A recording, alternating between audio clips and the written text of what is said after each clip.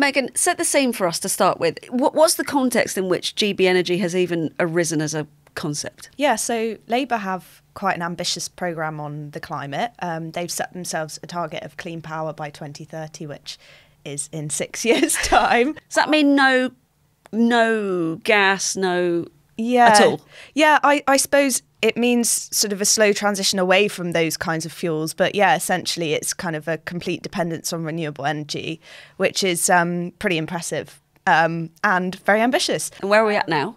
I think, yeah, we're pretty far off right now. I suppose to the Conservatives, to give them their credit, they did do a lot on sort of getting the electricity grid onto renewable energy. That was something that they actually achieved. But towards the end of their time in government, they spent most of the time not talking about that and defending their decision to allow new oil and gas licenses. So I have to say it is refreshing from sort of a climate perspective to hear a government be kind of ambitious and actually have some ideas on how to do this. So clean power by 2030, very ambitious. I have had it said to me by several people in interviews that it is possible.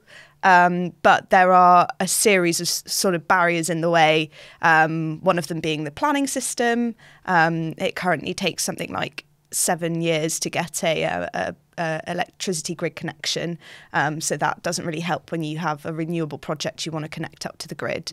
But I suppose the way that GB Energy fits into this is that it's quite a complicated thing to explain. I think Labour kind of struggled with that during the campaign.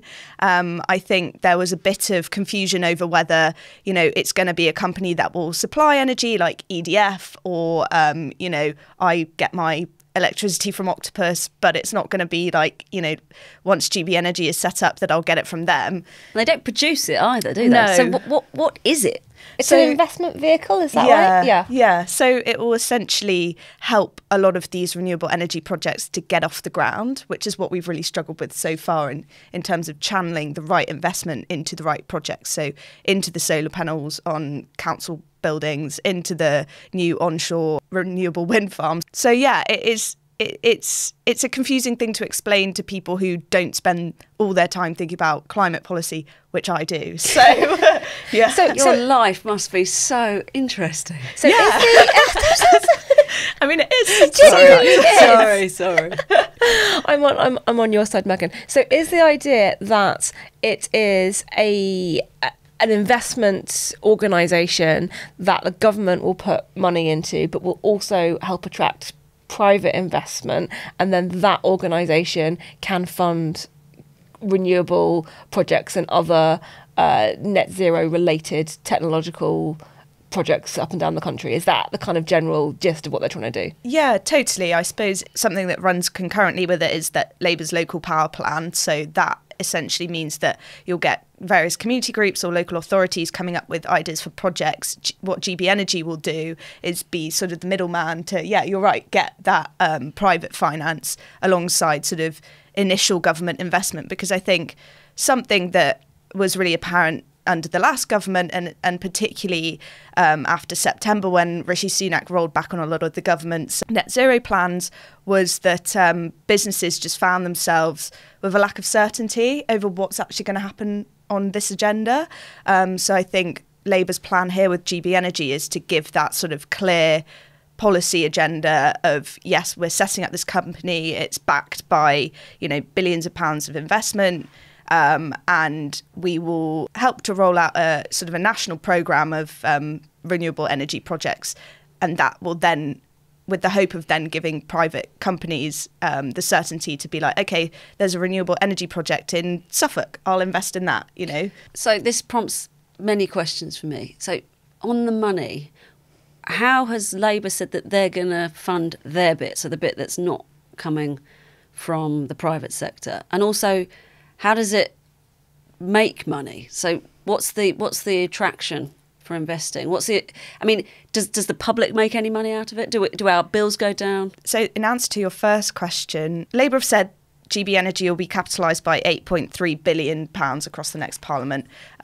Originally, they had said that not only for GB Energy, but their whole clean power agenda, their green prosperity plan would be backed by £28 billion. This is the £28 billion figure that got so contentious. Yeah, and in February, they finally dropped that because the economic climate, COVID, Liz Truss, whatever, they said it was not feasible to do that anymore. The way they will fund this £8.3 billion is they've said they will put a windfall tax on oil and gas giants.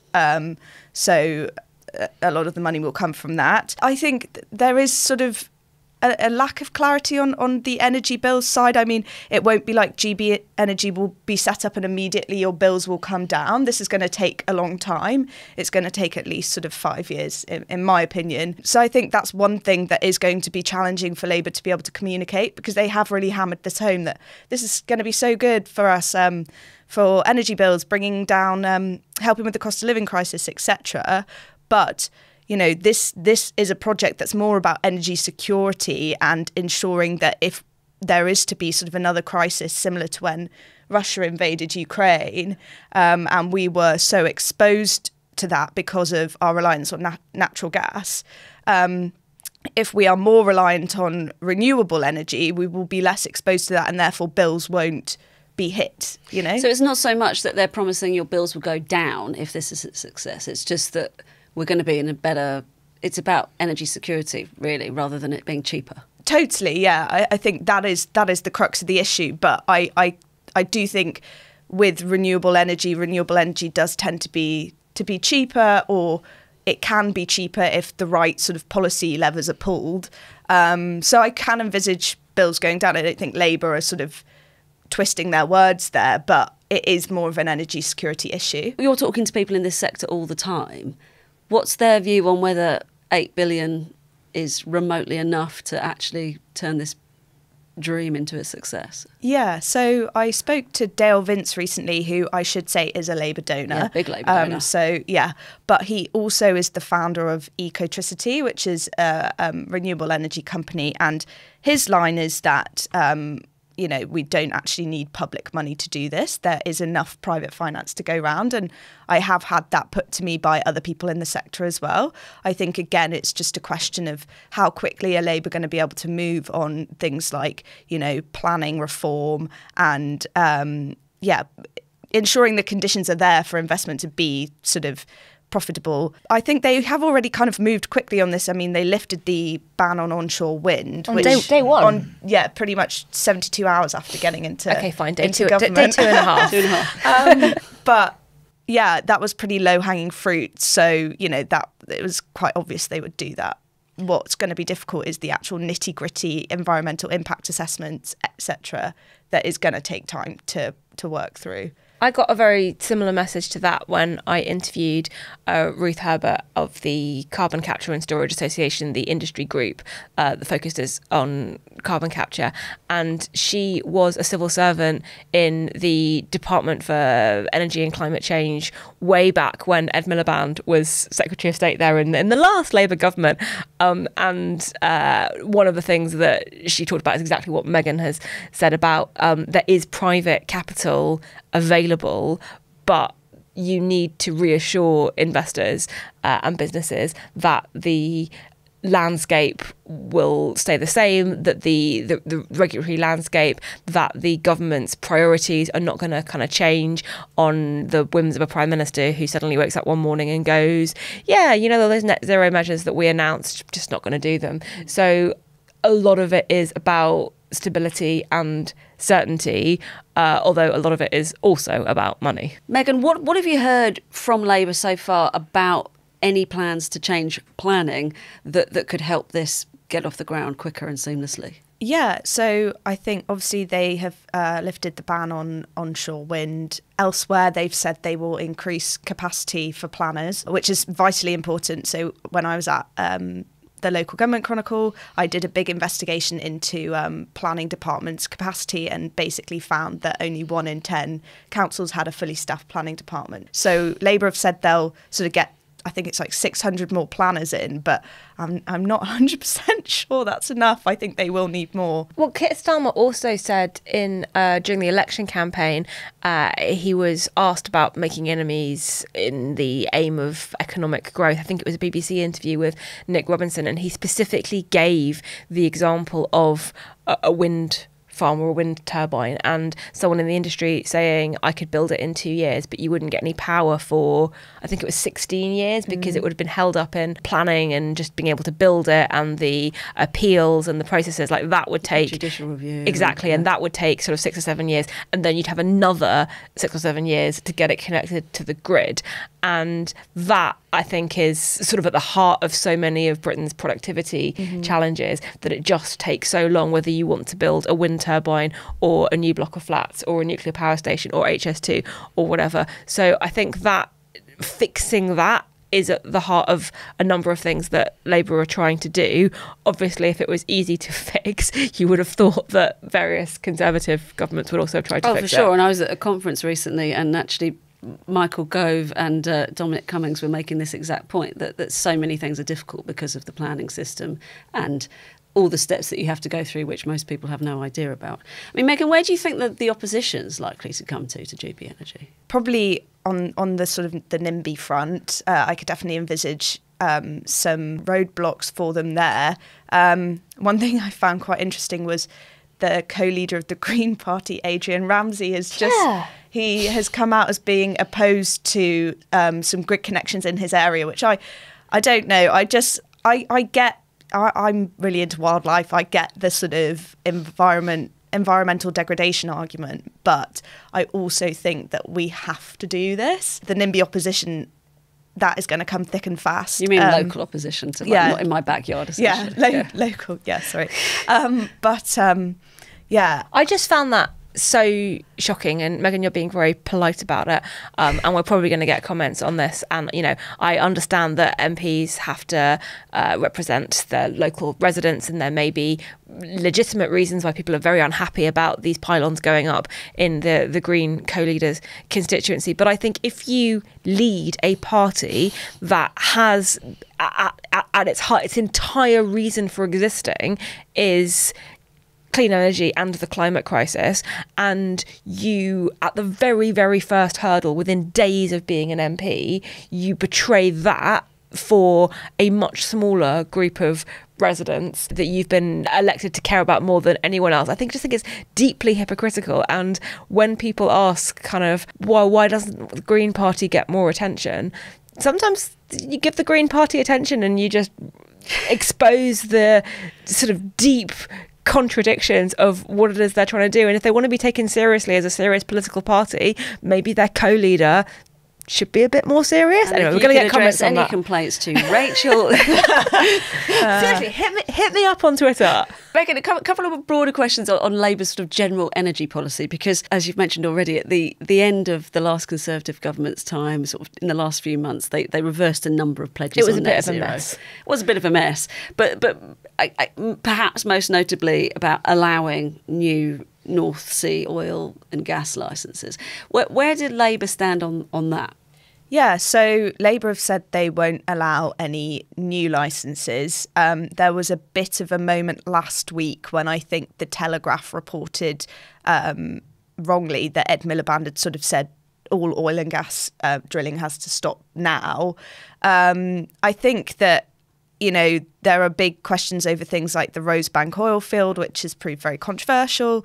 But yeah, they've said they won't allow any new licences, which is ultimately gives them more space to then kind of accelerate the transition to renewables. So they've also allowed some solar farms to go ahead. Yeah. And this is a really interesting sort of political quandary because these are in places where the landowners, the farmers, want to devote some of their land to solar farms and have actually been stopped from doing so with the concerns about food insecurity, although there are lots and lots of issues facing farmers at the moment, and occasionally putting some solar panels on their land sort of isn't one of them. So you've got this weird situation where Labour have allowed landowners to do the things with their land that they actually want to do with their land, and it was previously the Conservatives who said, nope, you can't convert your land for solar panels. So I just think that's an interesting reversal, I guess, of normally where you'd expect the parties to be. Yeah, the question around food security is one that's often thrown out,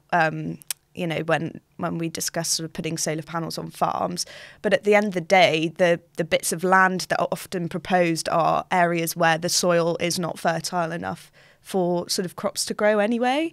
And it's also subsidising farmers to enable them to make a profit on the farms, because we know that like farming is an incredibly tough business and they're losing a lot of money. Yeah, totally. And I think we need to be having more broad questions around like how do we change the nature of farming to adapt to what has ultimately become quite an inhospitable environment, you know, rather than saying they need to just be allowed to continue as they are. That's actually not really very helpful in the grand scheme of things. Thank you for listening to this edition of Farming Today. No, sorry. One more question. This is actually from a listener. It was just about nuclear power. So this is from LMAO Laura. Hope you're suitably happy at the moment via YouTube.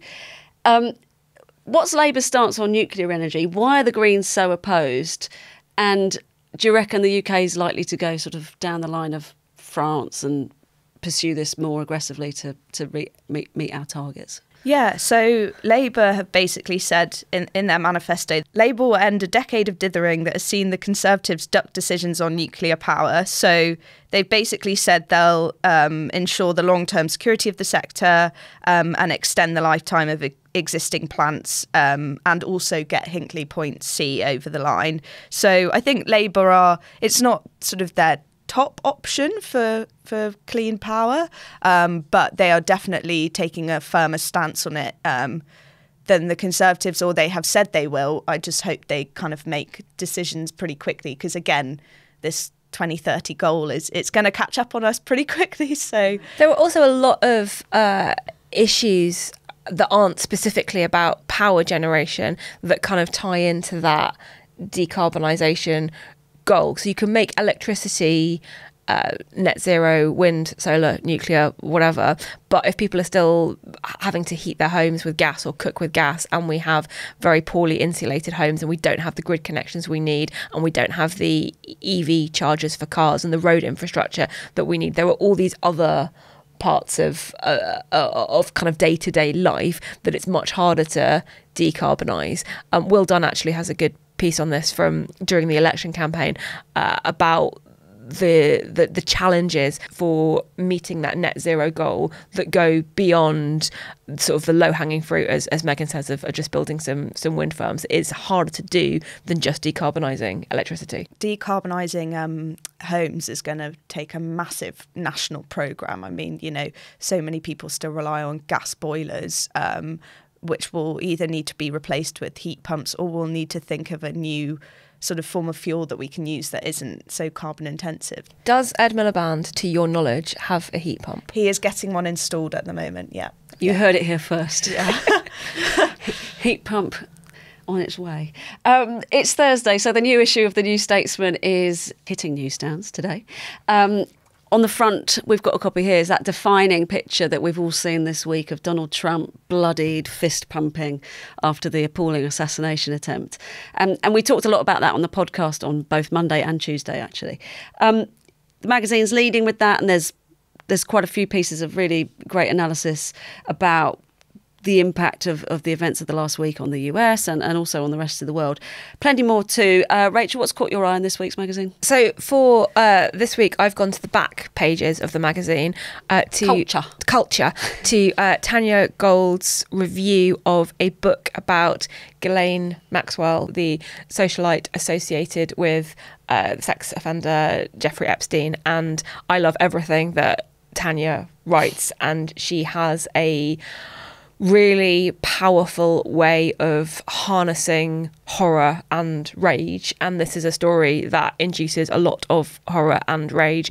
And she has reviewed this book by Lucia Osborne Crowley called The Lasting Harm, and it's a very powerful book review, and it's made me want to go and read the book. Megan? Yeah, I'm also in the back pages. I went for a review of a book which basically tells the story of the men who made Labour. It's actually a novel. It's not a non-fiction book, which surprised me. And yeah, just taking us all the way back to kind of the founding of the Labour Party. I think it sounds really interesting and kind of not something I really spend much time thinking about. You know, I think a lot about Labour right now, but I think it'd be interesting to hear sort of a fictional version of how the party came to be. So What's it called? The Night Soil Men. It's by Bill Brody. And Hannah, what about you? I'm going to the front half. The front half. Current affairs and analysis. No, there's a great piece by Phil Tinline, who was on the podcast on Monday. And so we had a bit of a tease of it there, but it's essentially about how conspiracy theories evolve, and actually he's looking at the assassination of JF Kennedy, obviously linking that to events of the last week in the US and what will happen. And there's just a nice line in it, which is essentially sometimes the boring is true. You know, all the theories around JF Kennedy, it can't have just been a bloke who shot him. It might have been, actually. It probably was. It's a good read. Phil's a great writer. Sometimes there isn't a hidden pattern somewhere. No, and generally, you know, cock up over conspiracy is the rule of life.